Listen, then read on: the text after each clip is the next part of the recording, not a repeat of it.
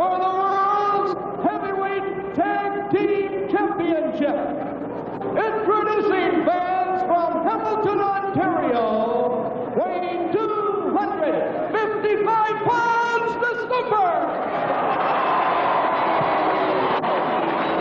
His tag team partner from Washington, D.C., weighing... And tonight everything's on the line. Reputations, winning records, money, and most of all, the World Tag Team Championship is on the line. Now Don Kent and Ben Justice are in there. On the ropes goes Kent. Back body drop administered by Ben Justice. He's going for a pin. One, just barely two. He makes the tag, and in comes the Stomper. The Stomper now ties into Don Kent. Onto the ropes goes Kent. The Stomper grabs him in the sleeper hold. In comes Costello, but the Stomper attacks Costello. He goes back to Kent. It looks for a moment like the sleeper hold, but he's throwing the kangaroos. Costello flying into Kent. Body slam by the Stomper. He goes down for the pin. Off the top rope comes Kent. Now Ben Justice is in there. It's a free-for-all. Anything can happen now. All four men in that ring. The referee calling for the break. The Stomper hits the ropes. The referee goes down on his knee. He's not down. He's still in there, though. The referee's all right. Costello and Stomper going at it. Don Kent and Ben Justice. They can't pull them apart. They can't stop them. Now, the Stomper is thrown directly into referee Bulldog Thomas. Thomas is down. The Stomper is on his hands and knees. Costello giving a boomerang, and over the top rope goes Ben Justice. He's out of the ring.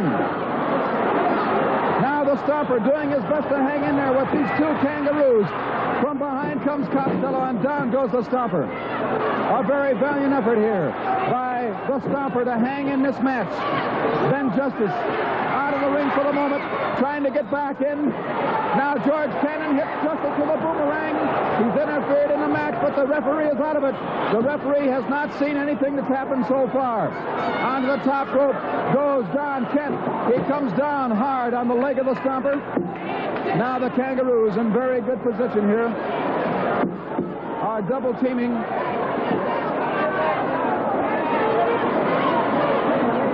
On the Stomper, the fans are very irate. They're on their feet.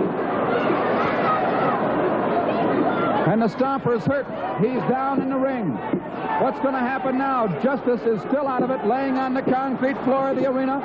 The Stomper trying to find Justice, can't see him.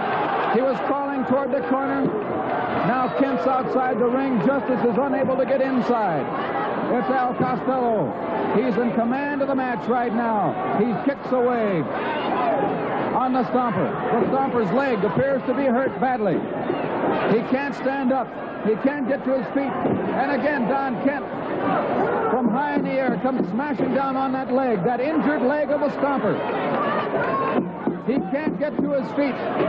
And from the side of the ring, manager George Cannon screams to work on that leg.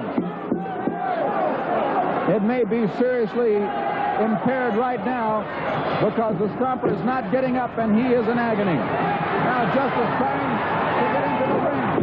He's being hampered by Cannon, and Cannon over our desk hits him with a boomerang. Anything can happen now. The fans are on their feet. This has turned into a real brawl. And Costello continues to punish the Stomper. The referee counts. Out goes Costello, and in comes Don Kent. The Stomper laying there, trying to tag Ben Justice, who is not in the corner. Don Kent now working on the leg of the Stomper, and the Stomper is in agony. Justice on the floor of the arena is trying desperately to get into the ring. The bell has sounded. Let's see what the decision is. Let's see what the decision is.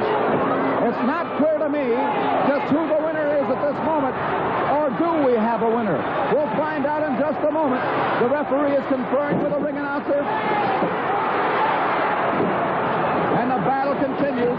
Here's Chuck Allen with the decision. Ladies and gentlemen, 10 minutes, 48 seconds. The Stomper unable to continue.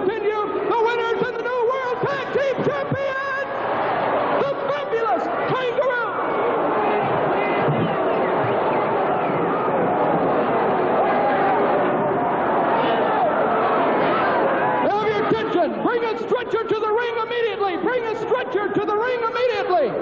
Bring a stretcher.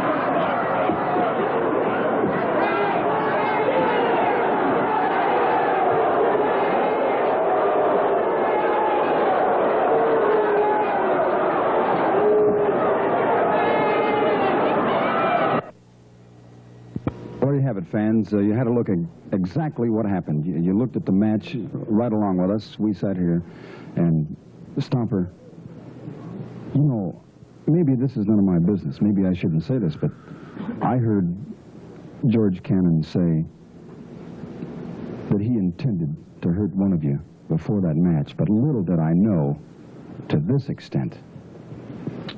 Well, I don't know, Bob. I believe what Cannon said that he would try to do, and he succeeded in doing it. But all I know is right now, I don't know what's going to happen in the future. The only thing I can do is do whatever it takes to get it well, and maybe when I come back, I don't know. Anywhere in my... Hey, wait a minute. Hey, wait a minute. The man's got a broken leg. What are you doing here? Hey, he can't even get up. Let the man up. The man's got a broken leg. What are you doing jumping on him like that? Let the man up.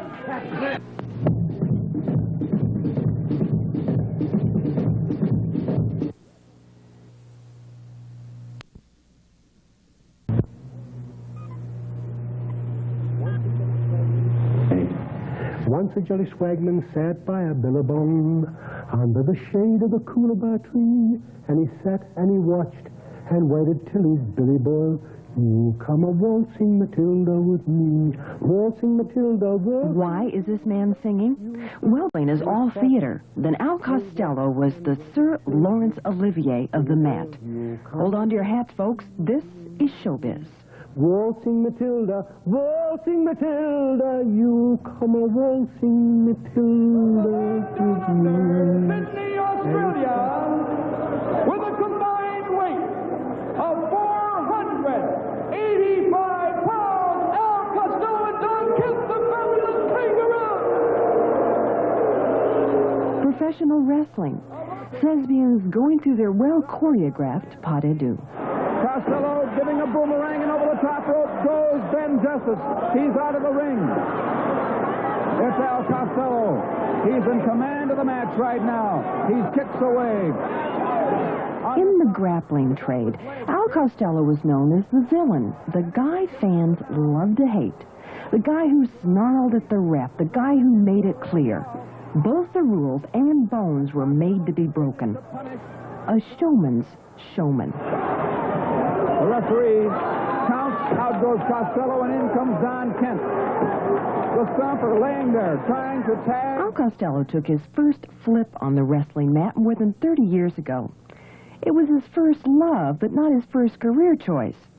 There was the bout as the budding artist, and a short-lived match as a singer.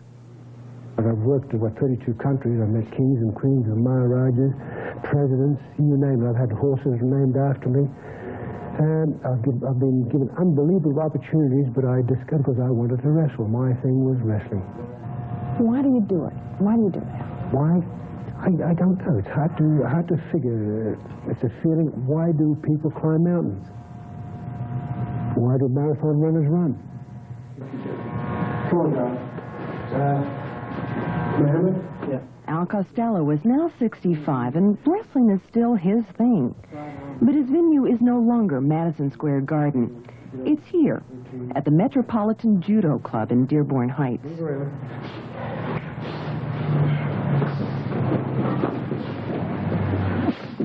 Some of my contemporaries are dead. Most of the guys that are wrestling as long as I have are no longer with us. They're crippled up and whatever because they didn't take care of themselves.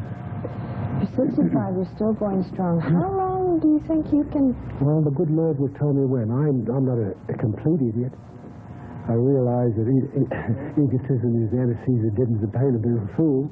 I realize all that. But the time will come. At the moment, I enjoy wrestling.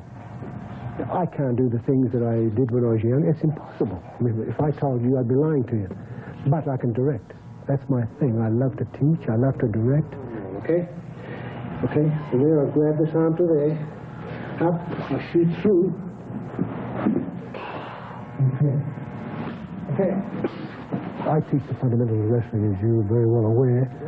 And any young man that comes to me, they say they think I'm going to teach him to kick and punch. I say, I don't do that. I just teach the basic fundamentals. If you have certain charismatic qualities which will manifest themselves in time, that's up to you. I can't do that for you. Anybody can learn the intricate moves of the Indian deathlock, the subtle nuances of the Chinese rack, the gentle touch required in the backbreaker. But you have to be born a showman. Everything in life is a certain showmanship. Everybody.